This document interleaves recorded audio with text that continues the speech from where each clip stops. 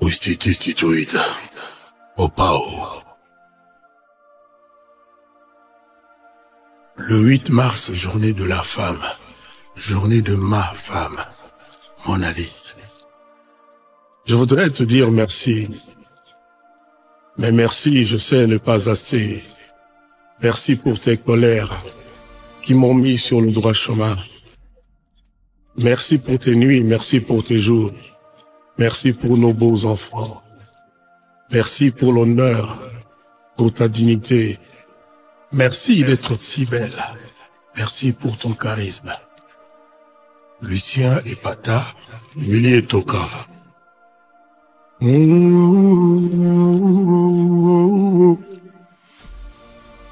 Mon amour, mon essentiel. Mon aimé, ma principale. Mon bébé, ma précieuse. Mon unique, mon amour. Mon Ali, mon alia. Mon bébé, mon allié. Mon amour, mon essentiel.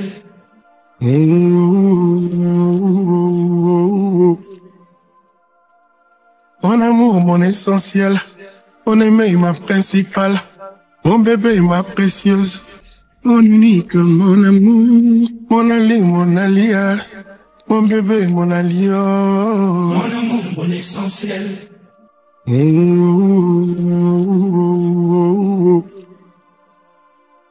Mon amour, mon essentiel.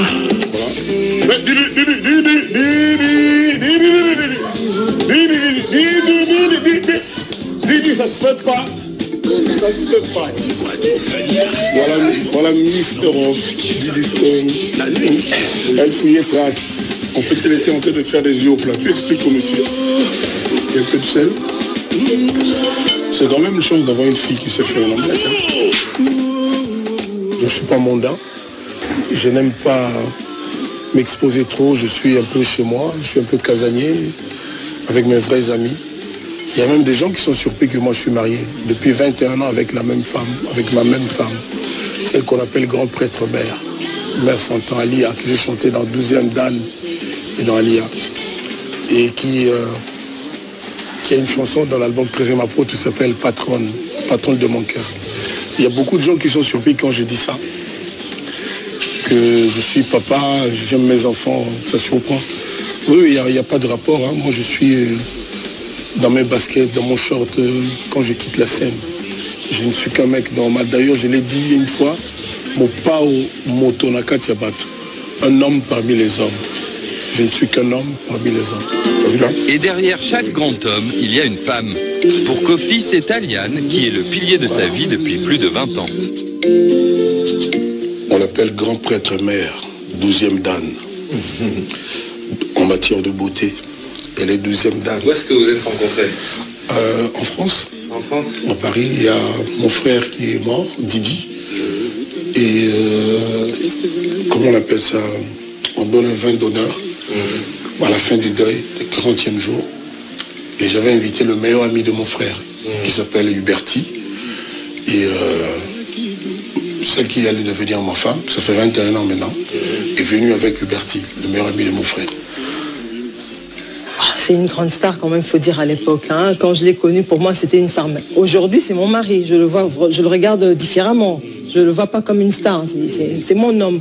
Mais le jour où je l'ai vu, c'était quand même, j'étais impressionnée, il faut le dire. Et quand ils sont venus me dire bonjour, j'ai dit à Huberti, comment se fait-il que toi, tu peux avoir une si belle copine et moi rien? Il dit non, c'est pas ma copine, c'est juste quelqu'un qui aime beaucoup ta musique. Et quand je lui dis, je venais à ta soirée là, et là, il a dit vraiment, il voulait bien aller. Il dit, ah, franchement, c'est pas mais si moi, une femme comme ça, une fille comme ça peut me dire oui, et la semaine prochaine, je l'épouse. J'ai dit, ah, enfin, et puis elle m'a pris au mot. C'est pas facile de vivre avec une grande star comme lui. C'est pas facile, mais je tiens les rênes. C'est vrai. C'est vrai, c'est ça? Ouais, je tiens les rênes. C'est pas évident du tout, mais quand on aime, vous savez, on supporte pas mal de choses quand même. C'est pas évident, c'est quelqu'un qui est souvent parti, il faut le dire. On n'est pas souvent ensemble, il faut être forte, sinon on ne tiendra pas. Ça fait 21 ans qu'on est ensemble, je crois quand même que je suis assez forte. Être fort et soudé. Depuis toujours, la famille est le pilier de la vie et de la carrière de Kofi Olomide. à l'image de son petit frère Robert, le directeur stratégique de Kofi Central, qui est l'un de ses plus proches conseillers. Car derrière cet apparent bonheur, tout n'a pas été si simple dans la vie de Kofi Olomide. Sa réussite a attiré les jalousies et de nombreux faux amis. Alors pour se protéger de ces déceptions, le noyau dur familial s'est resserré au fil des années. C'est difficile d'être Kofi au Congo. Tous les gens vous le diront, il y a trop de mensonges, trop de méchanceté sur moi. Il y a trop de mensonges, trop des histoires sur Kofi. Toute ma vie d'artiste, c'était ça. Ça a toujours été ça. Et le... Salut les amis. Ici Kof le prof. Comme je vous avais promis, le live de l'année est enfin disponible sur iTunes et sur tous les supports que vous savez. Vous pouvez en faire usage comme vous voulez. Donc, c'est le moment de me montrer que vous m'aimez. C'est maintenant qu'il faut m'aimer. Le live de l'année, comme dit Didi Stone, c'est à votre disposition sur iTunes et sur tous les supports que vous connaissez sur Internet. Donc vous pouvez vous le procurer, vous faire plaisir. Ici Kofi Olomide, lui c'est Saint James. Bonjour Saint James. Voici Del Pion le boss. Grand prêtre maire. Salut. Et Didi Stone. Hola. Il faut acheter, vous faire plaisir avec le live de l'année. Quand c'est parti, les jeux sont faits. À bientôt. Montrez-moi que vous m'aimez. Divorce consommé entre Kofi Olomide et sa femme Alia. Kofi Olomide est apparu devant le tribunal via Facecam tandis que la maman de Didi Stone était seulement représentée à l'audience par son avocat. Alia avait demandé le divorce en 2021 après des mois de rumeurs dans la presse congolaise sur leurs conflits conjugaux. En effet, selon certaines sources, Alia ne supportait plus certaines dérives de Kofi Olomide qui pour l'instant n'a pas réagi en public. Le divorce entre l'artiste musicien Kofi Olomide et sa femme, mère de ses enfants Del Pirlo, Saint James et Didi Stone est consommé, et ce, après une année d'une procédure judiciaire en France. Cet épisode défraie la chronique au point de diviser l'opinion qui prend position. Et même, certaines langues en profitent pour mettre à nu les abus incessants de Kofi Olomide. Prenant à bras-le-corps la situation au regard de son ampleur, profitant de sa position de leader d'opinion et fille de ce couple, Didi Stone Olomide a répondu aux détracteurs qui pensent qu'elle manque de respect à son père par le fait qu'elle apporte son soutien à sa mère. La séparation ne date absolument pas d'aujourd'hui, c'est même moi qui conseillais à mes parents de se séparer calmement et proprement, car l'atmosphère dans laquelle nous vivons était juste invivable, lâche Didi Stone sur son compte Instagram. Et d'ajouter: vous ne comprenez rien, vous passez votre temps à vous prononcer sur des sujets que vous ne maîtrisez même pas un peu. Vous ne connaissez que 5% de l'iceberg et vous vous permettez de juger. Et de poursuivre. Ce que moi je n'ai absolument pas supporté, ce que ma mère qui en plus de subir ces humiliations répétées, puisse se faire insulter et être manqué complètement de respect par des membres de notre propre famille. Signalons que, selon certaines sources disent que Alia ne supportait plus les dérives comportementales de Kofi Olomide qui pour l'instant n'a pas réagi en public. Directement je suis tombée amoureuse et musique et lui de ma voix. Voilà, on va écouter la voix de Cindy Le Cœur, la reine star. Pourquoi la reine star? Et comme la reine star, pourquoi? Tout dans mon parent. Quand il me Cindy Le Cœur. Quand il me la reine star. Aujourd'hui, Kofi, c'est comme il est là, dans l'ombre. C'est comme mon ange gardien. J'aime ça. Il est là pour me protéger, il est là pour moi, donc ça me fait plaisir. Il sera bague là. Bague Cindy Le Cœur, mais information d'une petite sœur Amia plus à mon frère. Bonjour Nazali Nangai, Kofi Olomide, moi c'est pour longtemps. Donc je suis là, bakolo bébé, matungi sami belle, Cindy Le Cœur, je suis là, moi j'ai un cœur grand comme ça. Mais...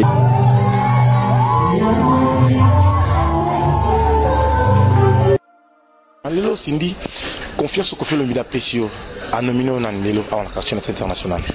Directrice artistique. Est-ce que vous pouvez faire? Et ça, Lelo Tenda no Maïnga Ngoa. Vous avez un bon guetté. Mbonge, ça veut dire. Vous avez bundé la Samay. Oh, Bundeleza. Donc, Bundeleza. Donc, si les logo en Aza, parce que ça, les logo, ça date. Si les logo en Aza, Kakayango. Donc, je fais bien mon travail, quoi. Mais depuis que tu n'as pas Kofi Olomide, non, la côte, tu n'as pas Kofi. Les logo, on a pas biso à travers dans le monde. On doit côté, ça n'a pas profité. Kofi a bien été yomo ya yomo. Ça la boy. Zala, il y a. Azara a besoin, Azara ça lanzi momo boy nandi aye. Azara a besoin à voix, ya bassi. Alors JP c'est ingénieur du son, ya nini nandi aye. Ayeba Kibiso, ma copine et moi. C'est le but d'en avoir ça. Ouais. Alors abengaki, alobino boya salam wa. On est arrivé sur place, on a vu que c'était Kofi. Bon. On a travaillé. Et vous voyez Kofi, c'est là que moi au Bangui. Kobanga té, mais bon, lui-même il a dit. Kofi c'est une star africaine, une grande star en fait. Bien sûr, parmi les stars à Liboso Aza quoi. Aza. Bien sûr que ça n'a pas endetté, mais bon. Pour la Liboso moi la rôle vérité moi boy na za lingaté mala sepela été. La sepela été. Et maintenant là ce qui n'a que. Sepela été mais sentir que la présence nous bangi. Il n'a regretté pourquoi na boyaka. Oui. Bon, nabi bo siko yo seke zalaka que na kenda galanga.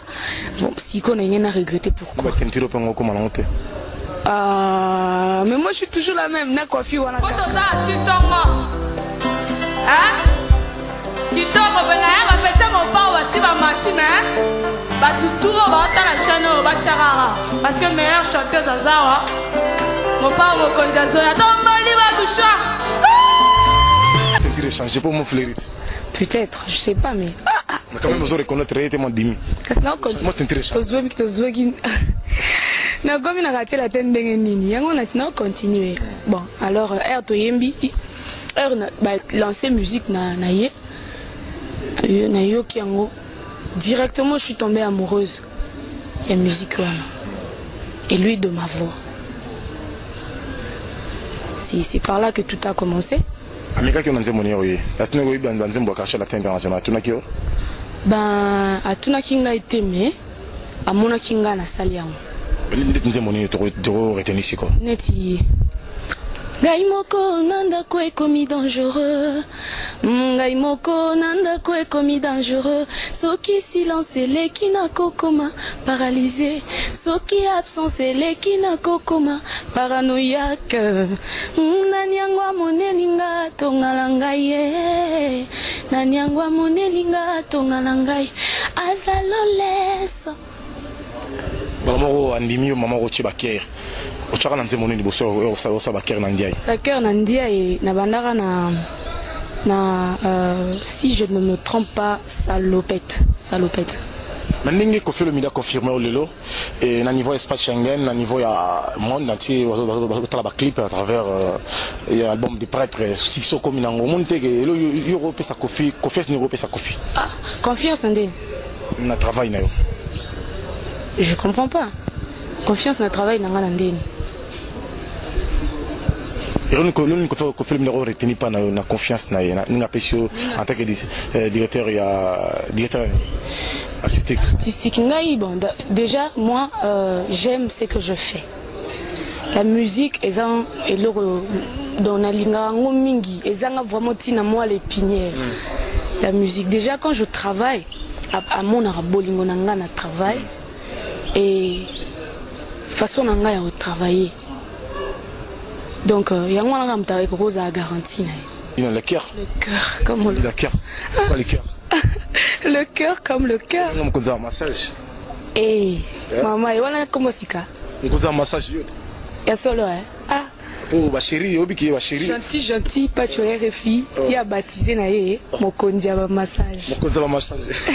Alors, révité pour niveau, ma chérie, on a un bon marché. On a yoki, ma chérie, ne va yoki nzembo ya plat favori, va craquer ma bé. Il y a solo. À tout moment, Ikea limité. Ikea. Ah, Ikea, bah tu vas aligner au mingue. Tu es bébé qui est dans Laura Lorenzo. Ça va mon refrain. Wapi, Laura Lorenzo Landeni. 6e chantier. Et bon Landeni, tu dis mon 6e chantier. Tout est à moi. Il y a le jour et la nuit, il y a Tongosa. Le monde est beau, le monde est fou. Et voilà. On veut que vraiment, jusqu'à présent, on a senti le que non, quand même. Baron nominé au PM, meilleure chanteuse. À niveau, il y a 2008. Ah, man, ngaye, Pacho. Yo, on est Pamboli. T'es la prophétie. Prophétie, voilà.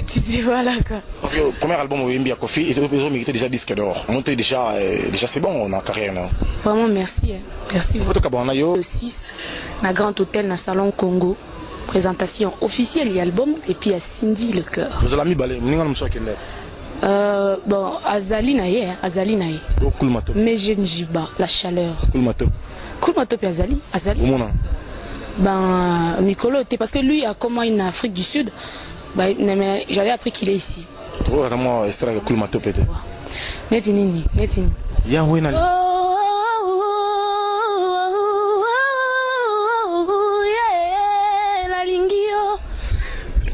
Oui, vraiment l'éviter.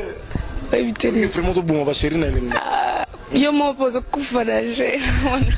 De maintenant, normal pour eux, mais c'est bon. En tout cas, félicitations. À travailler notre salut. Merci, Pacho. Merci beaucoup. Merci pour tout cabane.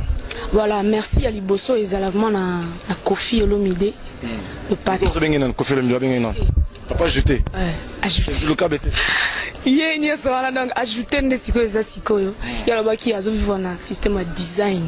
Un designer. Danger. Un coaché. Donc merci à Liboso et Mne Zapanaye.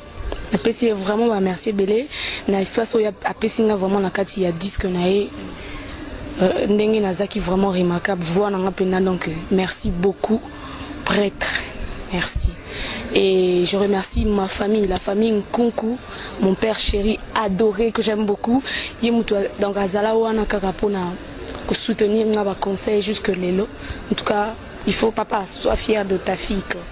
Maman, Chimène Nkunku, Big, Dan, Nelly, Fololo, mes petites chéries, ma nièce Nangai, Jessica, Joyce, na merveille, et ma neveu Nanga, exaucé na glo.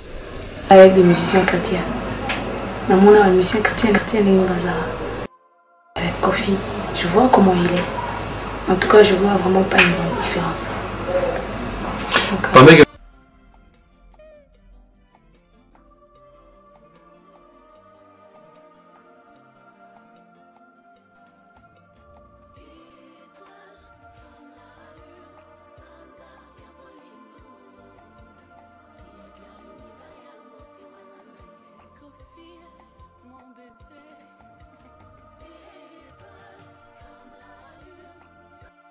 bienvenue dans Zone Congo Média, votre chaîne Yamboka, chaîne Ezaona pour nous la bino, basango, elamo, basango, oyo, et tchaka bino au courant, donc voilà un peu.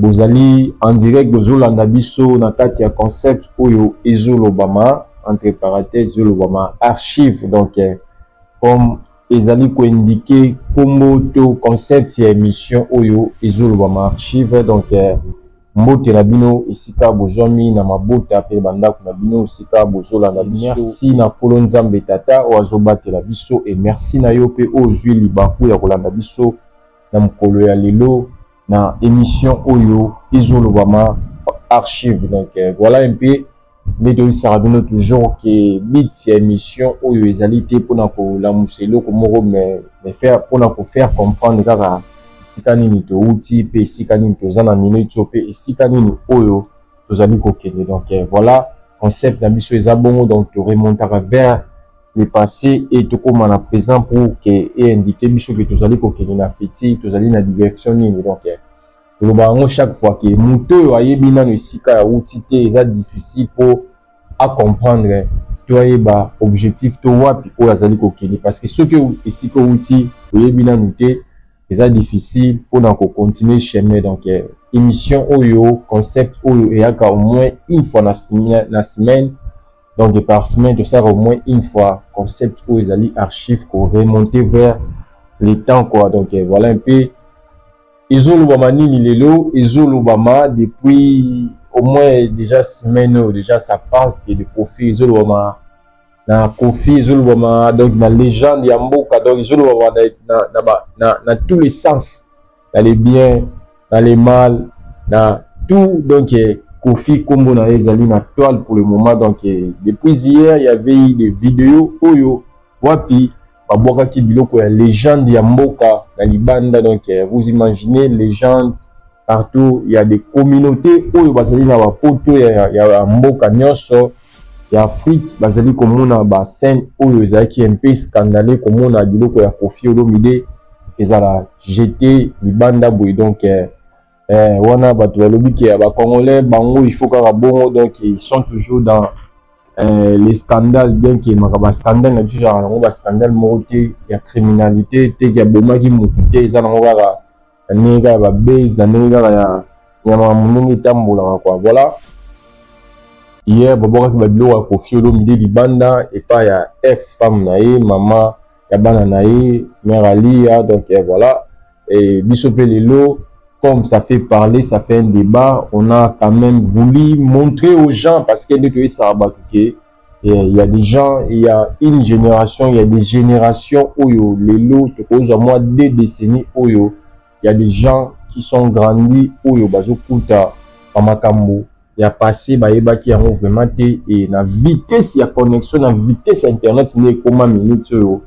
moutounion sort, azan Android, moutounion sur un smartphone, PC, naïe, comment connecter donc tobo ya rabiso la 4 émissions que muta kutana na lisolo karabu ya kutani na ngoga brisque mai mutuna makolo na ngote ya moni émission ou archive tozana pona ko rafraîchir votre mémoire dans le passé et puis pour faire comprendre jeunesse oyo il y a 2 décennies oyo pona ko sabango histoire ezalaki ndenge nini voilà lelo tonaki to mekampe au côté à moi que l'oba moi mouké donc bien que ma vie à artiste artiste quand même mais ça va vie privée mais artiste il faut ça il faut le dire quoi bazara vraiment la vie privée parce que tout ce qui est chose à célèbre déjà de lever vie privée dans les communes à moi keba parce que à tout moment même dans les bandes na kuna osana ma paparazzi bazarana pour Rolande la vie privée na yo donc vie privée artiste il y a une star donc il comment un peu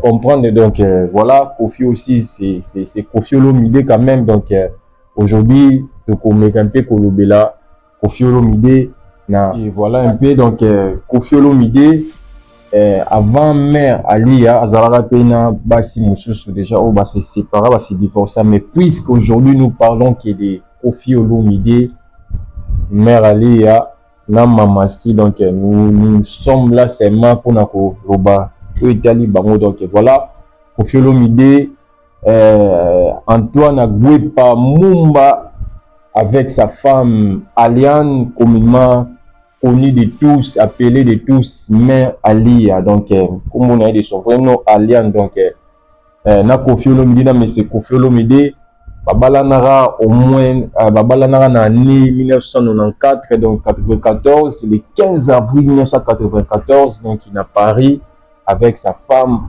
légitime Babalanaki depuis 1994 na Paris na Koffi Olomide maman ya bana nae o bazui baboti bana le quoi ba di Stone ba Del Piro donc voilà un peu tout consort après il y a eu quand même une longue vie, il y a couple entre Baomi Balé et c'était seulement vers les années 2021 que Koffi Olomide ba problème et bandit ne ba yoko entamé ba processus il y a divorce entre Baomi Balé c'était dans la région il y a Paris donc na Bobigny na tribunal Moïse Kuna nde bandaki processus na bango ya divorce entre Koffi Olomide na mère Alia donc pendant 2021 et justement processus et pour kata donc il va déclaré officiellement divorcé en 2022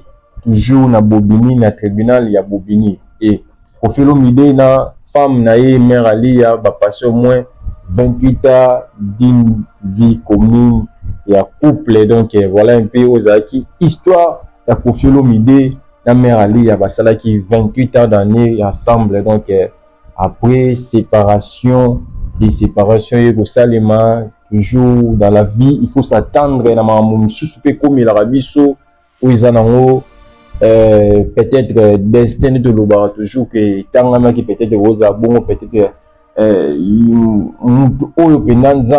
finalité naïe au Bozalane, Bogosuka, Nasuka. Donc voilà, il y a des choses dans la vie, parfois il faut s'attendre à tout, ça fait toujours mal parce que séparation, ils ont eu beaucoup, ils ont vraiment, il y a mal à monter vraiment, et ça a toujours mal, et beaucoup plus, souffre ma kasi, dans ma kambu oyo, il y a un divorce, ils ont dit bon, bana, parce que bana, et n'ont rien demandé pour venir dans ce monde, et vous avez le consentement l'un ou l'autre, bosangani, boyokito boyokani, tobana, tobalana, tobandobota, et bana baïta bayena mokili, ils ont besoin de papa, la maman, donc à un moment, quand on va déjà eu conscience sur mon divorce, la mise sur bango, quelque part ça brise quoi, ça brise les enfants, donc il y a des déceptions, des chocs, on peut le dire, donc choc moro boye mon tout, aroki pour supporter en haut vraiment na pas si bana ba souffrir ma casse dans ma camoyo. À un moment il y aura peut-être une partie bana ba apprécier une partie et une partie comme détester. Et sur base on peut la compréhension de beaucoup lycée bango ba ko apprécier na bango ba comprendre na bango qui senga ibongo à un moment ça pas ba parents na un mois ça pas papa na disons un mois ça pas baza pas maman na bango. Donc voilà nini oyo couple Koffi Olomide et Kabwana qui après ça comme un moment ba clash donc Koffi Olomide avec ses enfants ou ba botena maman Lia, donc ils sont ensemble et bana bakuma ki mingi na ngambu ya maman jusqu'à présent baza toujours na ngambu ya maman et Koffi Olomide mona rabana na été et Koffi Olomide à se plaindre même à un moment comme si koyemba banzembo a salé la même bana nzembo, donc papa a besoin de vous depuis au benga papa, donc il y a eu tous ces temps là, donc au Koffi a joué la bana naï boua au la papa boua au sana, donc voilà. Et il y a eu un clash côté na katsi, donc il y a clash d'une part d'autre que la femme il y a Koffi Olomide ex-femme, il y a Koffi Olomide avec fille na bango aîné Lily Stone, comment il y a clash dans le monde, il y a clash entre clan ya Koffi na donc clan ya Koffi na famille ya Koffi na vie amoureux znaye ya sika o ezali bongo mama si, donc ba clash e bandaki makasi et puis na année ou na début année oyo tomonaki Koffi Olomide biloko ya mère Ali ebima oyo ezalaki na kati ya ndako na ye kuna na Mofleri et ebimaki libanda, et d'après selon Koffi Olomide abiki ezaki na volonté na ye, c'était la famille, même la femme, même son ex-femme nde atindaki bandeko na ye baya kozwa biloko wana, et babiloko wana ezalaki filmé tomonaki nde batiaki biloko ya mère Ali ya libanda, et lobby c'était la réponse du berger à la bergère. Donc mère Ali a aussi de son côté yepe azwaki babiloko